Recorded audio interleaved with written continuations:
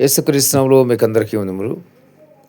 భక్తిహీనులు దుర్మరణం పాలగుదురు, భక్తిహీనులు సగం కాలమైన బ్రతకరు అని దేవుని యొక్క వాక్యం స్పష్టంగా తేటగా సెలవిస్తుంది.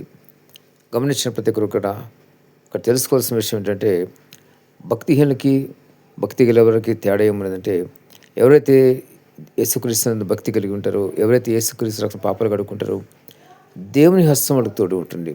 పరిశుద్ధాత్మ దేవుడు వాళ్ళలో నివసిస్తారు కాబట్టి, మరి ఏది కీడు, ఏది మంచి, ఏది చెడు అన్నీ కూడా వివేచించే మంచి ఆలోచన వారికి ఉంటుంది.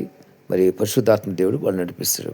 మరి కీడు పంచినప్పుడు దేవుడు వాళ్ళని నిలిపివేస్తాడు. ఆయన మరి వాళ్ళతో దేవుడు మాట్లాడతాడు. పరిశుద్ధాత్మ దేవుడు మరి కీడు పంచినప్పుడు వెళ్ళే మనసు వాళ్ళకి రాదు. అదే భక్తిహీనులకైతే వాళ్ళకి వెళ్ళే మనసు రాకపోయినా కూడా వాళ్ళు వ్యతిరేకంగా వాళ్ళు ముందుకు సాగిపోతూ ఉంటారు. వాళ్ళకి ఏది కూడా అన్నీ ఒక మూర్ఖత వాళ్ళు ఉంటుంది.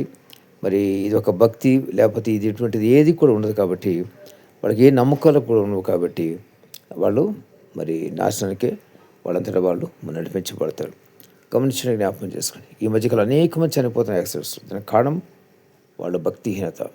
భక్తి ఉంటే కనుక పరిశుద్ధాత్మ దేవుడు వాళ్ళు నివసిస్తాడు కాబట్టి, దేవుడు వాళ్ళు నడిపిస్తాడు, వాళ్ళని కాపాడుతాడు, భద్రపరుస్తాడు.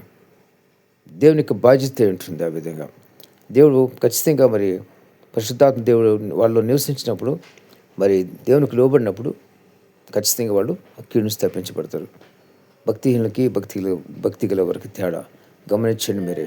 అందుకనే భక్తిహీనులు సగంకాలాన్ని బ్రతకరు, భక్తిహీనులు దుర్మరణం పాలైపోతారు. దేవుడి మాట దీన్ని శాసించిన గాక. ఆమేన్.